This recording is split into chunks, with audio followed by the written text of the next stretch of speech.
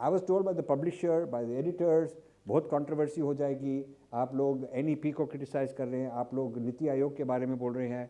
So I said, well, look at the facts and then you can decide for yourself. According to them, family is a very bad thing because family reproduces the oppressor culture that we all have. We are oppressors. Neuroliberalism is that we have to put certain values into children. We have to put certain values into children from kindergarten onwards by manipulating how the neurons work, how the neurology works. So it's like almost like brainwashing. Child is not your child to decide that, okay, this is my tradition, this is my heritage, this is what the child will do. If it is deemed to be a violation of the child's human rights as defined by the school system, then you, the parent, are in trouble. A kind of an emergency law starts operating to save the world from the pandemic, and this is under the WHO. The WHO's Director General almost becomes like a dictator. Namaste and thank you for inviting me. This is the first launch event of this book. We are doing it also in JNU. Then tomorrow is with 100 vice chancellors of different universities have organized in the Constitution Hall a private discussion on the book. And then Vivekananda International Foundation, and then we're going to Mumbai, several events there and so on. And then we launch it in the US. 2 weeks ago, or thereabouts, I was invited by the Trump transition team for their inauguration. They gave me an invite. I was surprised. And they said this is not only just the ceremony of being sworn in, but they have several side meetings with the cabinet that has been designated, and they want consultation. There'll be private meetings with off-camera meetings with some people, and you should come and consult and so on. And then I was also brought into a conference call with some of the people who are going to be in the cabinet, wanting to listen to various issues. And I was surprised because nobody in India ever invited me for that, but now the Americans are, so I wanted to know why. And they said that your take on education, the first book on snakes in the Ganga is on higher education, how it's been taken over by Marxists and the ultra-left and the woke people and the critical race theory, all those kind of people, and how the Indians are actually funding it. Indian industrialists are funding it. They found that that was very appropriate for the kind of problem the US is facing. And now, of course, this is a second book, which they didn't even know about, but this book goes even deeper and talks about the problem in K through 12 and so on, both in the US and in India. So the Americans are, the reason Trump got into power, and I didn't vote for either of them. I am a citizen, but I didn't vote for either of them because I had problems with both of them. And there are many issues with Trump, but the reason he got into power from the Americans, just giving you facts of why they elected him, is because of the issues we raised in this book. These issues are very serious in the United States. Education is no longer about learning to STEM and getting a good job and building the country, staying ahead of China and all that. Education is more about woke and your pronouns and all the political side and kind of brainwashing you to become what they call global citizens. And as we explain in this book, global citizens is about anti-nationalism, anti-patriotism, apologizing for your country, and in the name of becoming global citizens, following whatever some certain people called globalists have put together, which we discuss in this book, is very much against the interests of countries like India and United States and most countries that are proud of themselves. So this is what brought Trump into power, because people felt that, parents felt this, and community groups felt this. They said that our knowledge systems and our whole sense of who we are has turned very negative and apologetic and toxic, and we want to get our country back. We want to get our country back. And so that was one of the major factors that brought Trump into power. And so what he's done is criticize the DEI, diversity, equity, inclusion, which is sort of this kind of woke version that has captured the corporate people. Critical race theory is out. So they have made, in the first week, sweeping rules, laws, new things passed by presidential decree to get rid of all that. So actually the timing of this is very coincidental.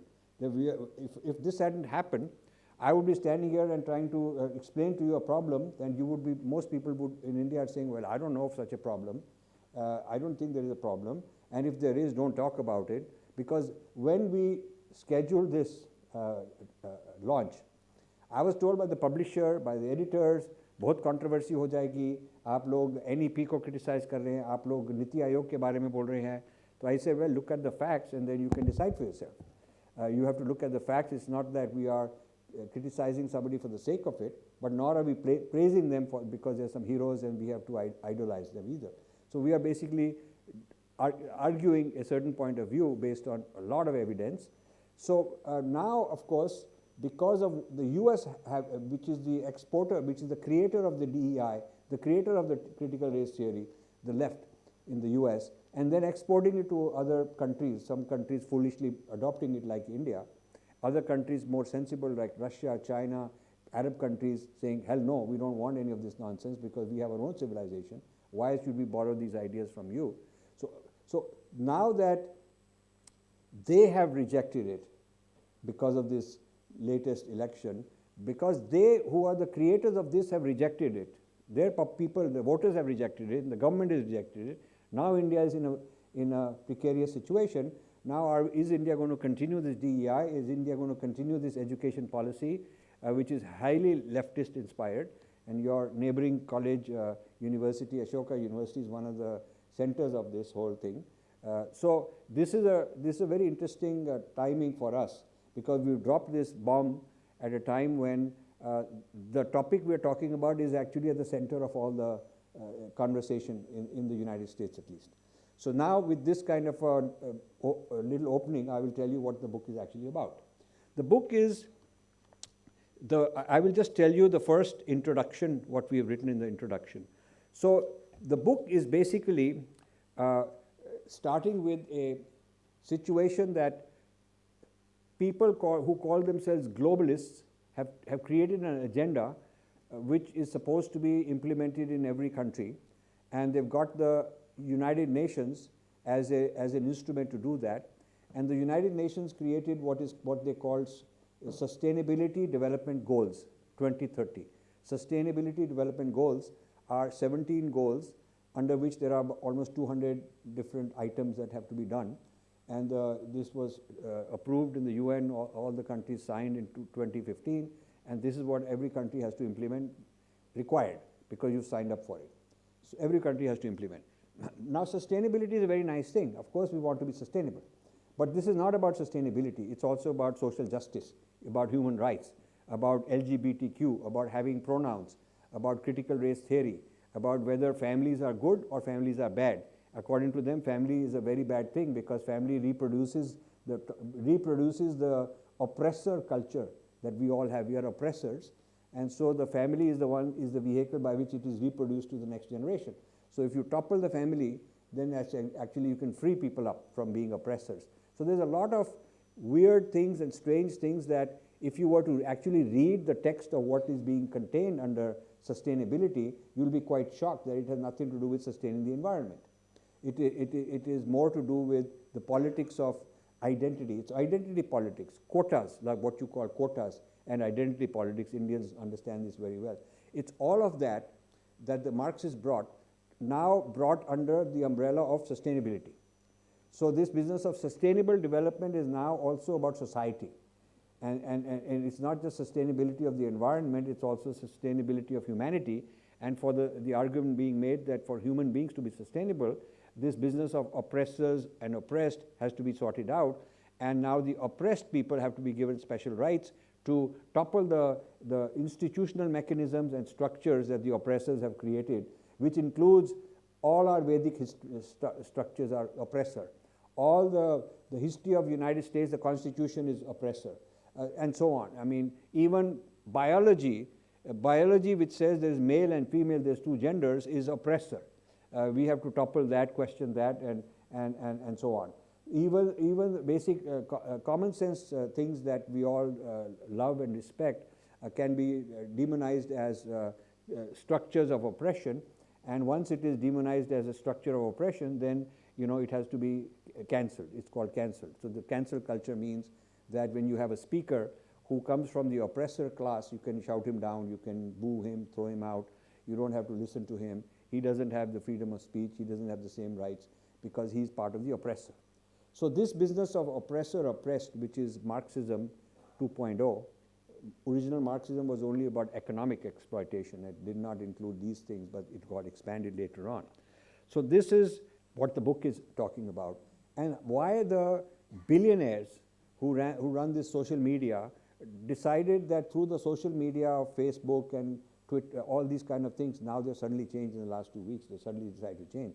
But until then, why are they on board? After all, they're capitalists. They made their money through the free enterprise system. Why would they topple it? Why would they topple the structures that made them so rich? So we addressed that issue. What is in it for them? And then we are talking about how the jargon is so opaque, so that most people won't even know what exactly is going on.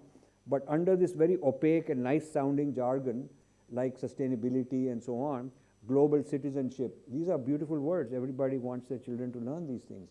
But under the opacity of all this, there's lurking a very dangerous, toxic agenda, which is what is the pedagogy for teaching to our children. So this book then starts with this globalist agenda. Now, if you look at how did sustainable development of the United Nations become all this? In the beginning, there was, at first, when the UN was created, it was for development. United Nations was to develop the world and get the poor countries, undeveloped countries, developing countries out of poverty. It was the development agenda.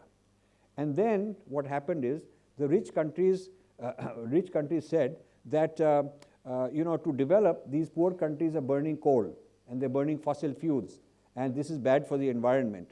So they brought climate into it, and they said development should be sustainable, because this is not sustainable. If the whole world starts polluting in this way, it'll be bad.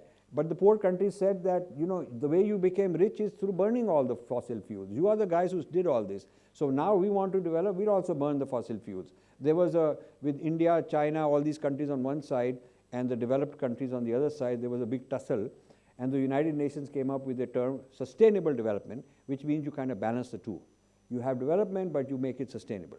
So now the question is, sustainable development, the Marxists then got in and introduced human rights as part of sustainable development. So now the agenda of United Nations is sustainable development, which includes human rights. And so once you bring in human rights, who decides which human what rights? So the Marxist agenda is that we have to make a list of the oppressed people in the world and give them special rights. So the oppressed people in the world were poor people at one time, the underdeveloped countries. But then they said, okay, blacks are, okay, fine, that's true. Blacks were entitled to some special privileges. Then, Palestinians got in and convinced this whole group that Muslims are oppressed. It was originally it was Palestinians are oppressed. But it was extrapolated to say that all Muslims are oppressed. So the Muslims are oppressed now.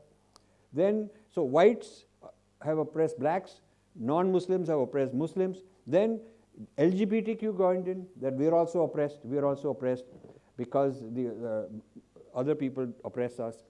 Then the Dalits, now Dalits are oppressed in the Harvard and in the critical race theory, in all these places, there's all these laws on caste. It says that the upper caste people have oppressed the lower caste people, and so they're part of this sustainable development means that their human rights are part of the UN. Part of the UN, and all countries are members, who are members have a requirement to eradicate this problem, which means that if you're an upper caste person, any UN member country can go after you saying that you are oppressor, because even though you've done nothing. So now the latest community lobbying to become officially recognized as oppressed are Khalistanis.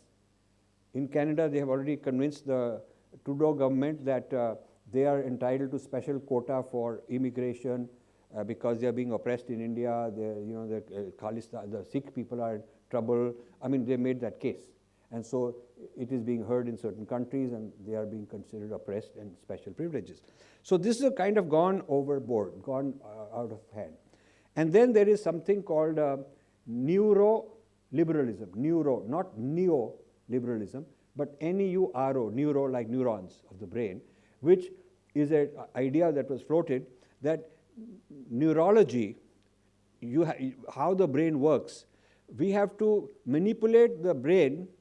Neuroliberalism is that we have to put certain values into children. We have to put certain values into children from kindergarten onwards by manipulating how the neurons work, how the neurology works. So it's like almost like brainwashing, literally.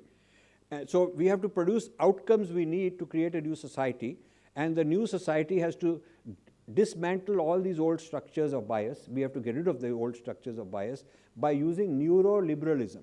So then neuroliberalism, to develop it, they came up with something called social emotional learning, SEL, which is a very powerful word, very powerful term. Of course, every parent will say, I want my children to have social emotional learning. He should be social, emotional. This is very powerful. But what does it actually consist of? And who gets to define what that programming is to make him socially, emotionally, competent? That is where the problem comes in, because that is not something that most parents would like. That's why we have this title, Who's Raising Your Children? And then there is a part of social emotional learning is something called comprehensive sexuality education.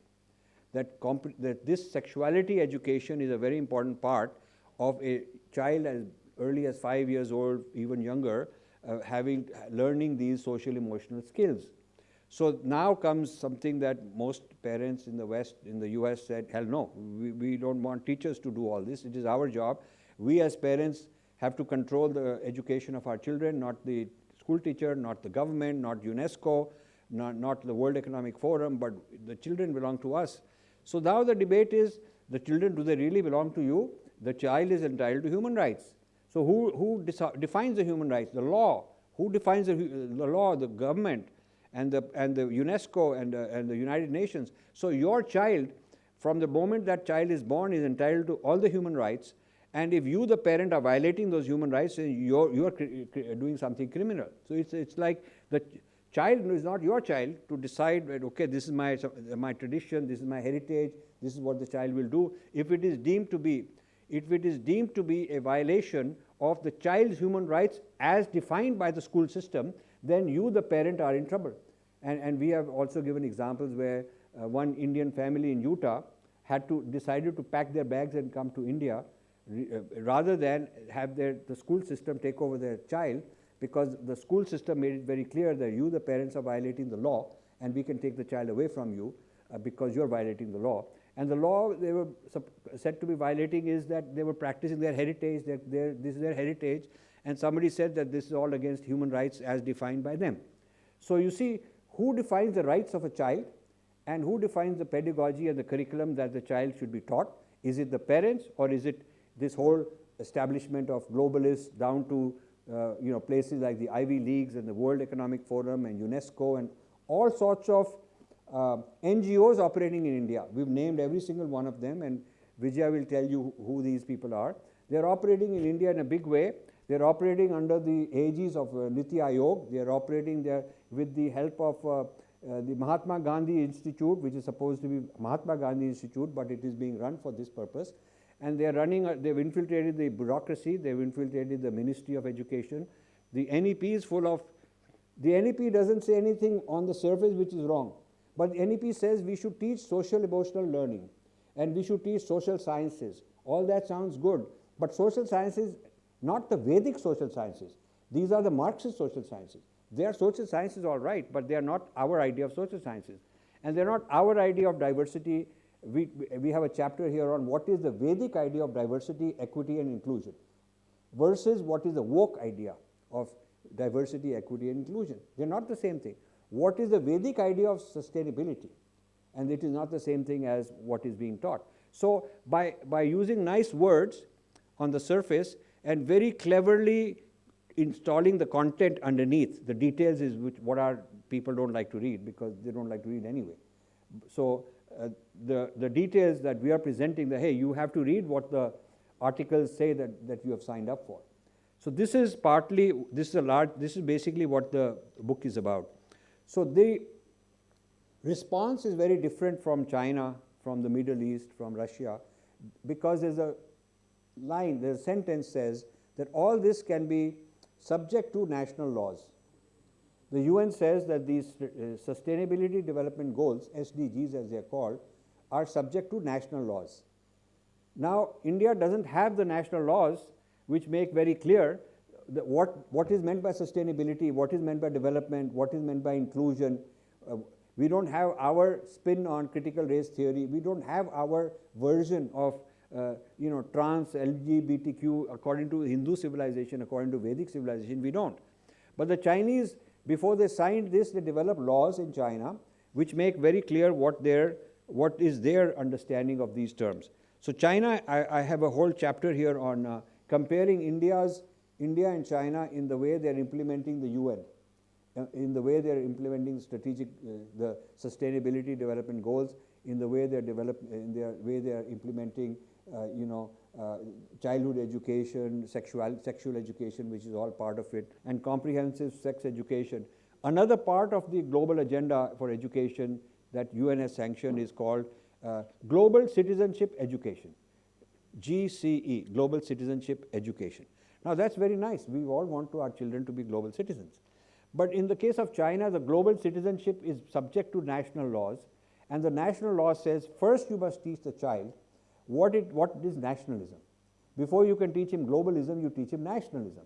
So this Belt and Road Initiative is part of their idea of the world under the Chinese strategy for developing the world. That is their idea. They have a certain Confucian idea on cosmology and society and so on. So if you look at and they're very open about it. There's no secret here. President Xi has done this many times, put out these laws, and so their education system starts with teaching them how to be a good Chinese. And then global citizenship means you take the idea of Chineseness to the globe. Wherever you go, you globalize the Chinese ideology. The equivalent thing would be that instead of us taking the UN idea of global citizenship, which is all this kind of nonsense, all this woke stuff, the equivalent idea would be we teach them how to be a citizen of Akhand Bharat. And then say, okay, global citizenship according to us is every child will learn how to export the Akhand Bharat idea to the world. That is our global citizenship. We are becoming global, but we are becoming global according to us, our interests, our needs. You see, but China is doing it. The Middle East countries are doing that. Russia is very clear. They have rejected the woke. Singapore has rejected the woke. We have a full example of how they had a collaboration, I think it was with Stanford or with one of these countries. Yale, Yale. And they cancelled it because the Yale people wanted to put woke into the curriculum, and the Singapore people said this we don't want, and they cancelled this and they sent the Yale people packing. So Indians have a deep inferiority complex. We're not able to, partly it's inferiority complex, partly opportunism for the babus, because after retirement they can get job here, they can get job, and those jobs pay a lot more money, and then they have to become their agent in India and represent their ideas and values. So there are all these foreign agents floating around in India who are basically very well educated Indian elites who can be who can talk both ways. They can come and talk to you very nicely. आपकी जो भाषा है, आपको जो चाहिए आपको सुना देंगे. You will be very happy, and they pretend to be patriotic and so on, and they can do all that. At the same time, they are paid by someone else, and they are really carrying out their agenda. So this is the group of people that have created this in India. Now I'll give you an example. The Pandemic Preparedness Treaty is a treaty that a whole lot of countries have signed under WHO.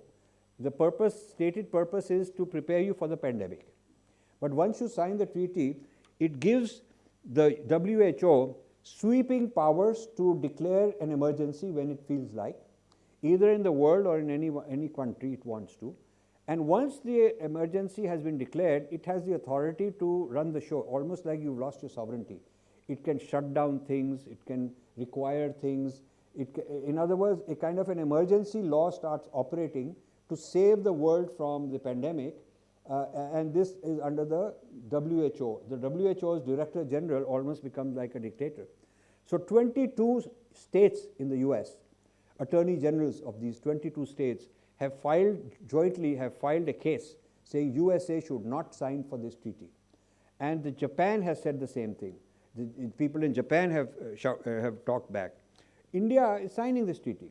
So why is it that we are in love with this WHO? So now you must have read a few days ago, Trump said that we are leaving WHO. The United States, the largest donor of WHO, saying, hell no, we don't want, because of these reasons.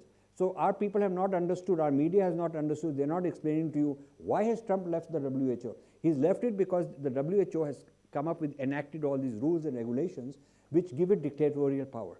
So I am told I've run out of time, so we will talk about this later, but thank you very much.